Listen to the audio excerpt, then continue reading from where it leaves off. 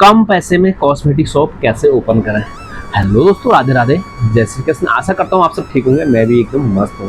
Guys बताना चाहूँगा ना, बहुत सारे लोग बिजनेस करना चाहते हैं, तो आज मैं आपको बताना चाहूँगा कि अगर आपका बजट कम है तो आप कम पैसे में भी बिजनेस स्टार्ट कर सकते हैं। तो इसके लिए आपको क्या करना है, आज का जो ब्लॉग है इसी के लिए है। ये बिजनेस आप कैसे स्टार्ट कर सकते हैं इसमें आज आपको बताना चाहूँगा। सबसे पहले आपको यही बताना चाहूँगा कि अगर आप बिजनेस करना चाहते हैं तो बिजनेस करने के लिए ना सबसे पहले आपको यही बताना चाहूँगा ना, बिजनेस का एक जुनून आपके अंदर होना चाहिए।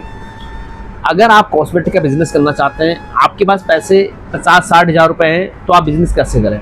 तो गाइस सबसे पहले ना आपको यही बताना चाहूँगा, जो आदमी मेहनत करना जानता है ना, तो वो बिजनेस आराम से कर सकता है। अगर आप मेहनत कर सकते हैं तो आप तभी बिजनेस में पैसा लगाना, अन्यथा पैसा मत लगाना। आज की डेट में क्या है ना, कॉस्मेटिक का बिजनेस हर आदमी ओपन करना चाहता है और हर आदमी के दिमाग में यही चीज़ चलती है कि मैं एक कॉस्मेटिक की शॉप ओपन कर लूँ तो यहाँ से जो है लोग बहुत पैसा कमा रहे हैं। तो आप भी कमा सकते हैं पैसा, ऐसा नहीं है कि यहाँ पे प्रॉफिट नहीं है, प्रॉफिट भी है। आप शॉप ओपन करें तो आपको जो है प्रॉफिट भी होगा, नुकसान भी होगा, तो ये सब चीज़ें बिजनेस में चलते रहती है। तो सबसे पहले आपको बताना चाहूँगा कि पास 50 से 60 हज़ार ही है ना, तब भी आप बिजनेस स्टार्ट कर सकते हैं कॉस्मेटिक का। आपको जो काम स्टार्ट करना ना, वो एक छोटे स्तर से करना है। जैसे जैसे आपका बिजनेस बढ़ता है, कस्टमर आपकी शॉप में आते हैं, तो तब आपको जो है जो आपकी इनकम होती है उसी में से कुछ सेविंग करके जो है आपका बिजनेस को जो है स्टेप बाय स्टेप जो है उसको ग्रो करना है। तो आपको बताना चाहूँगा, अगर आप इस प्रकार की अगर कॉस्मेटिक शॉप ओपन करना चाहते हैं तो आप देख सकते हैं जो मेरे आज से 2 साल पहले की जो वीडियो थी उसमें शॉप कैसी थी और आप शॉप ऐसी होगी। तो आपको बताना चाहूँगा ना, इस प्रकार की कॉस्मेटिक शॉप बनाने की बिल्कुल भी कोशिश ना करें, क्योंकि इसमें काफ़ी टाइम भी लग गया और दूसरा बताना चाहूँगा कि इसमें पैसा भी बहुत लग चुका है। तो आपको क्या करना, अपने स्तर से करना है। 2 साल 3 साल 4 साल बाद जब आपकी शॉप एक अच्छे लेवल में चली जाएगी ना, तो बिजनेस क्या होता है, जैसे जैसे स्तर से जाता है, कस्टमर की डिमांड बढ़ती है, तो प्रोडक्ट भी जो है ऐड होते रहते हैं, तो शॉप जो है बड़ी हो जाती है। तो यही चीज़ें आपको बिजनेस में देखनी है। गाइस मैं बताना चाहूँगा ना, अगर आपके पास 60 हज़ार रुपए हैं तो तब भी आप बिजनेस कर सकते हैं। अगर आपके पास 5 लाख है तब भी आप बिजनेस कर सकते हैं। जो 60 हज़ार वाला बिजनेसमैन है ना, तो वो 5 लाख से ज़्यादा पैसा कमा सकता है। वो आपको बताना चाहूँगा ना, आप एक रेडी के जरिए भी पैसा कमा सकते हैं। उस पर क्या है, जो आपकी सिटी में बाजार लगती है, उस दिन भी आप जो है हफ्ते में, अगर आपके एरिया में एक न एक 2 बाजार लगती होगी, पूरे एरिया में 7 दिन में जो है 7 बाजारें लगती हैं, तो मैं आपको बताना चाहूँगा आप उस रेडी के जरिए भी आप पैसा कमा सकते हैं। कोई भी आदमी ना जब एक सीढ़ी चढ़ता है तो सीढ़ी चढ़ते चढ़ते ही वो बड़ा बनता है, तो जीरो से ही काम स्टार्ट होता है। मैं आपको बताना चाहूँगा, तो आपको क्या करना है, 30-40 हज़ार के प्रोडक्ट लेके आना है और उसके बाद अपना जो बिजनेस है वो स्टार्ट करना है। मार्केटिंग में जाना है और आपको अपने प्रोडक्ट बेचने हैं और उसके बाद धीरे धीरे अपना एक बिजनेस, जिसको बोलते हैं ना, अपनी एक नींव बनानी है। और दूसरा, कस्टमरों को एक भरोसा दिलाना है कि मैं आपको जो प्रोडक्ट दे रहा हूँ अच्छा दे रहा हूँ। और कस्टमर आपको जब जानने लग जाएंगे ना, तो उसके बाद आपको एक कहीं एक अच्छी जगह में, एक मार्केट के एरिया में जो है एक छोटी सी अपनी शॉप लेके, तो 10-15 हज़ार तो आजकल नॉर्मली है जो शॉप का रेंट होता है, तो आपको वहाँ से शॉप स्टार्ट करनी है। और धीरे धीरे करके आपको फर्नीचर भी बनाना है, जैसे जैसे आपकी शॉप में, फिर रैक से बनानी है। शॉप में जो जो चीज़ की कस्टमर की डिमांड रहती है वो प्रोडक्ट आपको धीरे धीरे रखने हैं। तो इस तरीके से भी आप बिजनेस कर सकते हैं। तो गाइज मैं बताना चाहूँगा ना, अगर आप एकदम आपके पास पैसा नहीं है, आप कहीं से अगर लोन लेके अगर बिजनेस करना चाहेंगे, तो किसी की शॉप को देख के अगर पैसा लगाएंगे ना, मैं आपको यही बताना चाहूँगा कि गारंटी नहीं कि आपका बिजनेस चलेगा। आपको ये काम बिल्कुल भी नहीं करने।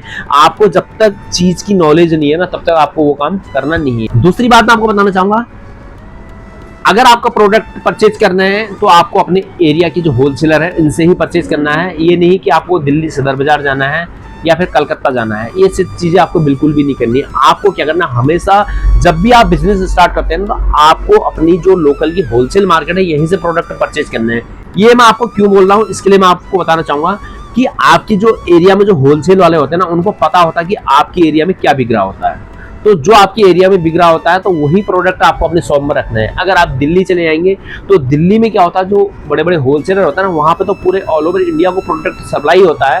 तो कॉस्टली आइटम भी होते हैं और कुछ ऐसे आइटम होते हैं कि जो बहुत लो क्वालिटी के होते हैं। तो वहाँ पे हर प्रकार का कस्टमर होता है और हर प्रकार की जो वैरायटी वाले आते हैं लोग, तो वैरायटी बना के लेके जाते हैं।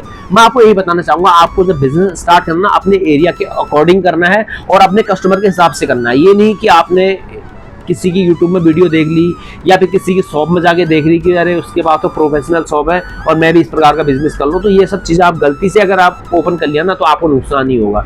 आपको जब भी बिजनेस करना है तो अपने एरिया के हिसाब से करना है, पहले पैसा नहीं लगाना है। जब आपकी शॉप ग्रो हो जाती है उसके बाद जाके आपको बिजनेस स्टार्ट करना है। गाइस ये जो शॉप है ना, ये हमारी पहली शॉप है और देखते हैं अगर ऊपर वाले की कृपा रही तो आगे को हम इस शॉप को और आगे डेवलप करेंगे और इसको बहुत अच्छे स्तर से लेके जाएंगे। और मैं आपको ये बताना चाहूंगा ना, इस प्रकार की शॉप में जो है हमें पूरा इस चीज को बनाने में ना 3 साल लग गए और अभी भी क्या है ना, इस पे कंटिन्यू काम चल रहा है। अगर ब्रांड के प्रोडक्ट की बात करूँ तो हर चीज जो मेरे एरिया में है वो सब चीजें मैंने रखी है और फिर भी अगर कस्टमर की किसी अगर डिमांड आ भी जाती है कोई, वो भी मैं अपने शॉप में रख ही लेता हूँ। कॉस्मेटिक शॉप का अगर बिजनेस करना है तो उसका बहुत बड़ा पेट होता है और बताना चाहूंगा कस्टमर की डिमांड आप कभी पूरी नहीं कर पाएंगे। और यही मैं आपको बताना चाहूंगा, अगर आपको बिजनेस करना है तो एक अच्छे स्तर से करना है और एक अच्छी लोकेशन आपको देख लेनी है। लोकेशन की अगर मैं बात करूँ ना, आपका जो सबसे पहले बताना चाहूंगा जैसे बस स्टैंड होता है, क्योंकि बस स्टैंड के आसपास जो मार्केट होती है ना वो सबसे बेस्ट मार्केट रहती है।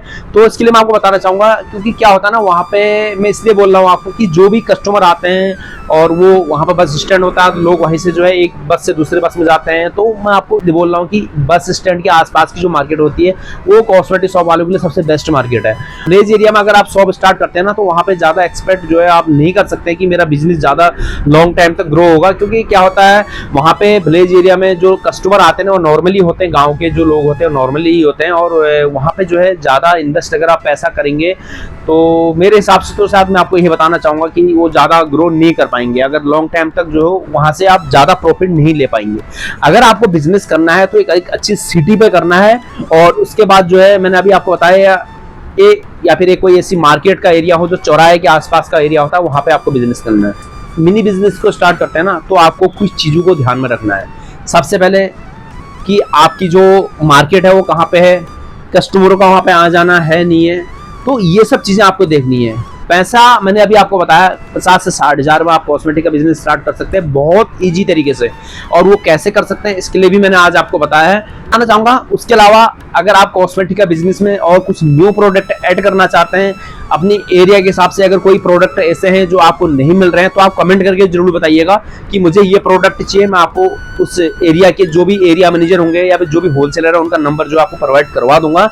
अगर आपको आज का ब्लॉग अच्छा लगे तो उसको शेयर करें, सब्सक्राइब करें और लाइक करें। कल फिर मिलते हैं आपको नेक्स्ट ब्लॉग में, तब तक के लिए स्वस्थ रहें, मस्त रहें, बाय बाय।